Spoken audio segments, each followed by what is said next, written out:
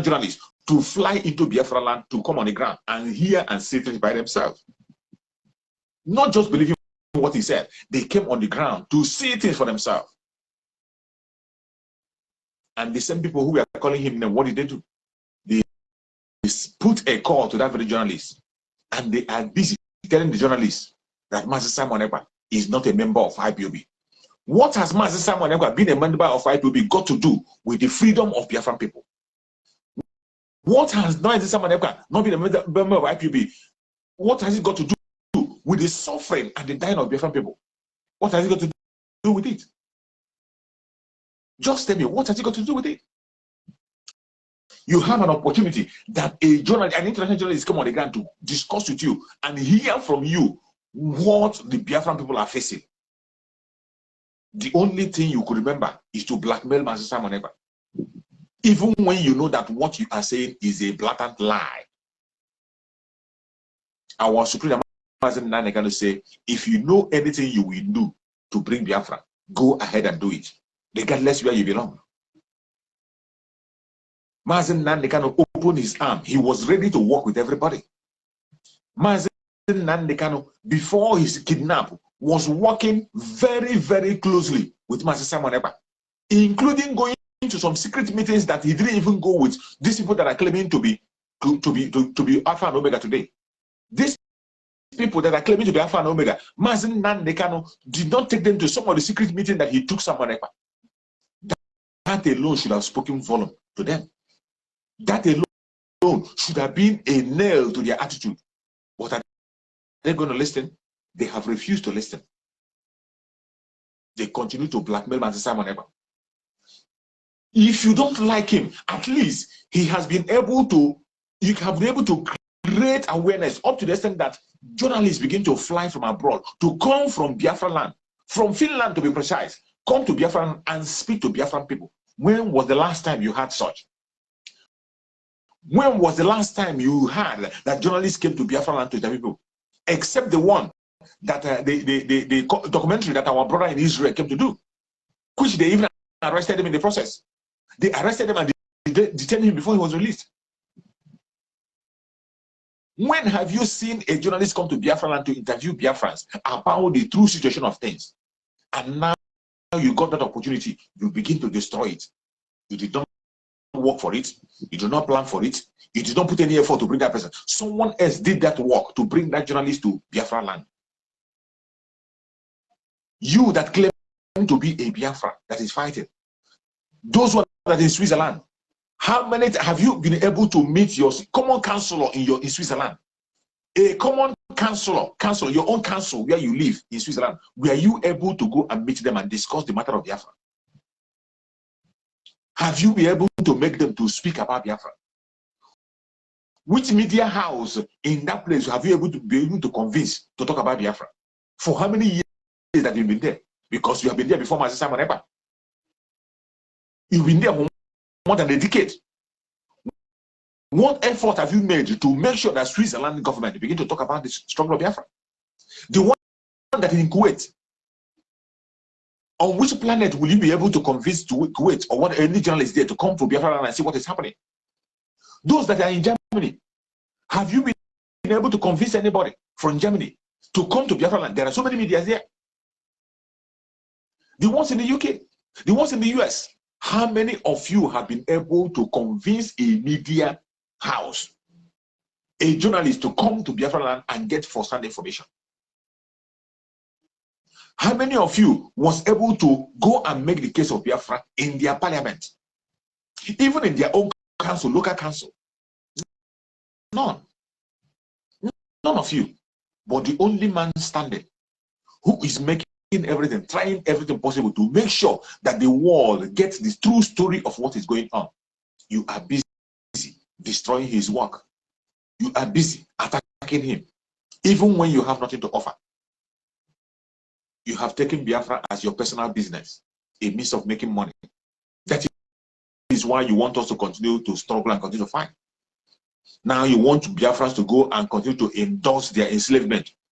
After endorsing the enslavement, the following day you come out and you continue to talk about Biafra.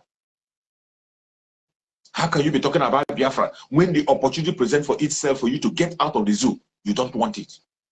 You don't really embrace the opportunity. You are fighting that opportunity to get out. Your wisdom have exhausted. You don't have anything in your brain anymore. And your brother, who has all the ideas, who has all the plan and strategy to make sure that Biafra becomes a reality in this 2023, you don't want to support him. Today, we are talking about democratic rights. How many of you know that it is your democratic right to either participate or not participate in election? How many of you know that it is a democratic right of every human being or every group to decide either to participate or not to participate? That is the democratic right of everybody. And the Biafran people have come together. They have come together as a family to decide that they are going to demonstrate their democratic right not to be part of the election. And you are fighting it.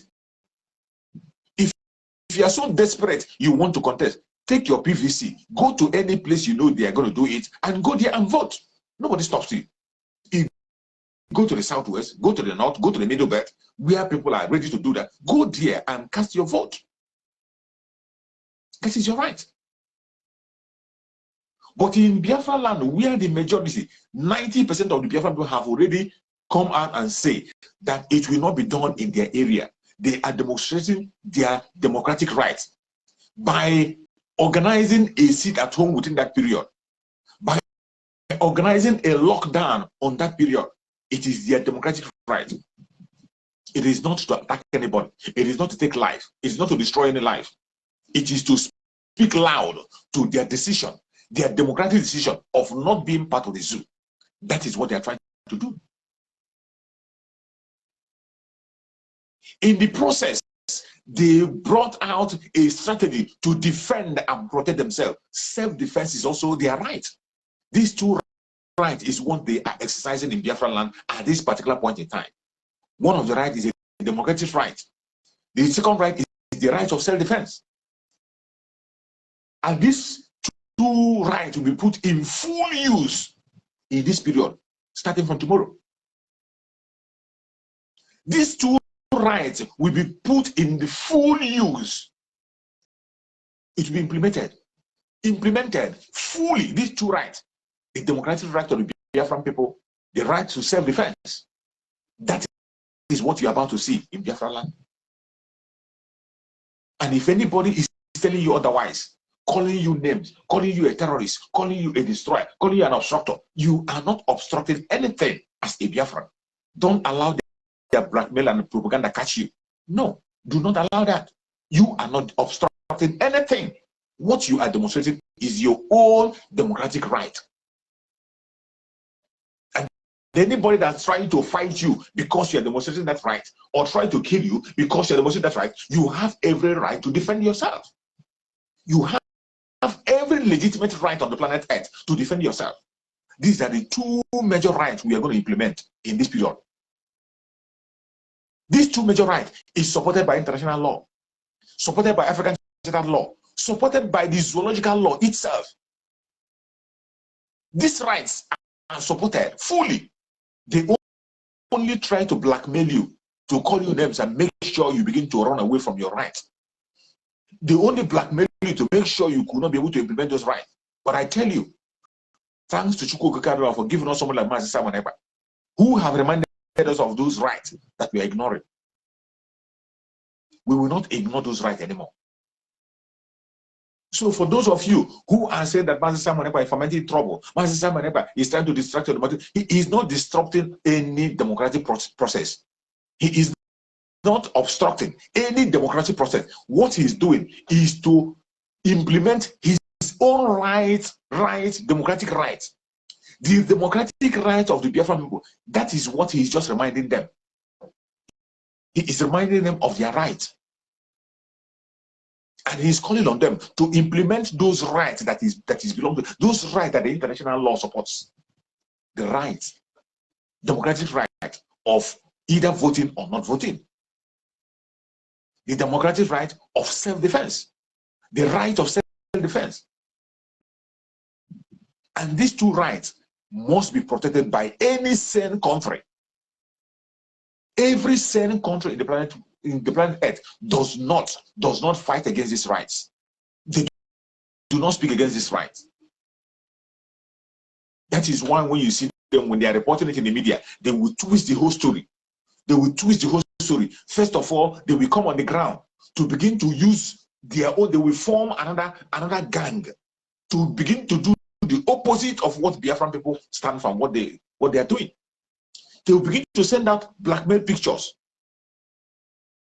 It is unimaginable that I saw a media showcasing what is happening today in Biafra, in that country called Nigeria. The protests you are seeing in Nigeria today, the open protests you are seeing in Nigeria today, I saw a media attaching that protest to Simon Ekpa, attaching that protest to autopilot. How does what has done? What has the Nigerian whatever policy they put in place that is destroying them? What has the policy got to do with us? We don't have anything to do with their policy, whether they change in naira or they don't change in naira. It doesn't have anything to do with us because we are not part of them. We are not part of them. We do not accept whatever they put in place. We are going home. So we are not ready. We have stopped the issue of protest for a long time ago because each time when we come to protest, they will kill us. When we come out to protest, they open fire. When you come out to protest, our people have been murdered on several occasions. You people saw it. Amnesty International saw it on the ground. When Biafran people, 150 Biafran people were killed because they were training. Ordinary exercise, morning routine, they didn't have any arm. Morning routine exercise that the members of IPOB was conducting, 150 people were mowed down. The military came there, opened fire. As if that is not enough. When we gather to pray, normal prayer, people should gather together and pray. They were praying. The military came there and opened fire. Murdered people. So we have started gathering. We have stopped gathering and we have stopped anything that has to do with open protest. What we do today is to sit at home quietly in our homes. We sit at home quietly in our home and let the world know we are not part of anything that is happening outside. We are not part of it. And while we are sitting at home in this time, we cannot sit at home and leave our homes vulnerable. No. As we sit at home, Biafra land will be defended. The Liberation Army of Biafra will be on the ground to protect our brothers and sisters who are sitting in their homes to make sure they're not harmed. We are going to activate self-defense fully. If you come to take the life of our brothers and sisters, you go down. Very, very sad. If you come in peace, you go in peace. You come in pieces, you go in pieces. Whatever you give to us, we give it back to you 10 times. That is where we are today. And it is called self-defense. That is another right that no man plays with. That is another right that even in the Western world, people don't play with it. Self-defense. In the United States, where you see people carry gun around, if you dare them and make any nonsense, they will blow your head off. Out of self-defense. And nothing will happen. As long as it's on self-defense, nothing will happen. Government doesn't tell you to fold your hand and allow people to come and take your life. The military and police will not be everywhere at any time. I'm talking about a meaningful country where you have the legitimate military. A country where you have a military that is standing for the people, that is ready to protect the life and property of the people. Yet, people are there to defend themselves. Let alone when you are in a country where there is no military anywhere. Nigeria has no military. They have no legitimate military. What we have in Nigeria is a terrorist government, terrorist group in uniform. Terrorists in uniform. And it is not a blackmail. There are video evidence to show you that the military of Nigeria are terrorists. We were there when they were recruited. They recruited them on air and they came out to talk about it. That they are repentant Boko Haram. How can you call a terrorist a repentant terrorist and you put that person in your military? A repentant terrorist, and you introduce him in your military. Not one, not two, thousands recruited into the military. And go and see their footprint in Biafra land today. Their footprint is to go to the house of innocent people and open fire without any provocation. You go to the house of civilians, you burn their properties and destroy their house without any provocation. even if the people have committed an offense, is what you have to do is not to take them to court? Is it not the right of the police to arrest the person, go to the court and hear the person out? Why don't you allow people to speak their mind? At least hear them out before you kill them. Every of these rights have been taken away from us. The right to self-defense, our democratic rights, is one thing they are trying to take away from us today. And we say, no, we will not allow them to take away our democratic rights. We will not allow them to take away the democratic right of the Biafran people. We will not. No matter how they try, we will not. It is our right to stand our ground and make sure that our own side of the story is hard. And I would like everybody that is watching, whether you are a Biafra, you are Oduduwa, you are an Arewa person, you are from any part of the world, stop trying to narrow down democratic rights only on voting. The democratic right is not only by voting. No, it is not only that. Not participating in election is also a democratic right of human being. It's a democratic right which you can exercise at any time, given time. You can exercise it at any given time, as long as you are convinced in your mind of what you are pursuing. And the reason why we are saying what we are saying is very evident to everyone. The reason why we say we will not participate in the election in Nigeria is very evident. We will not participate because the government of Nigeria is a terrorist government. They are sponsoring the terrorists. They are killing our people. They are committing genocide on a daily basis. Today, even in the present situation where they have brought a policy that is destroying the life of the innocent ones, you see people going mad in the bank. You see people running helter-skelter, running mad, committing suicide because of the hardship which the government has brought upon them. And people are protesting. In that protest, instead of changing that policy on listening to the people, they open fire and they are still murdering people today because they are protesting. They are still murdering people because they are protesting. This is why we don't want to be part of that country. A country where you don't have the freedom to express your own view. A country where people are treated differently, where people are treated like slaves. A country which they claim you are a citizen of the country, you are part of the country, and yet you are being treated as a third-class citizen. You don't have a say. A place where there are laws for different kinds of people. The people in the north have different kinds of law. The people in the south have different kinds of law. Where the rule of law doesn't apply to everybody. A country where the Supreme Court, which is a court, the Supreme Court, in that same country, where they say they have three arms of government. They have the three arms of government: the legislature, the judiciary, and the presidency itself. These three arms of government are to be working on their own ways. But in this country, you see that the judiciary is in the pocket of the presidency. The judiciary will give an order and the president will disobey. Is that a country? A country where the judiciary will give an order, we pass a law, and the president will disobey the law with impunity. In the same vein today, you saw the governors today speaking on different ones. The governors today challenging the presidency on what is there. President will be making a different announcement. The governors will be making a different announcement. President say you should not use the money. The governor say you must use the money. You should use it and continue to go. The court is saying a different thing. The presidency is saying a different thing. A country where the judiciary is saying a different thing, the executive is saying totally different thing. Totally. The judiciary will pass a law. The executive will not implement the law. The judiciary will say, let someone go. The executive will not let the person go. Is that a country?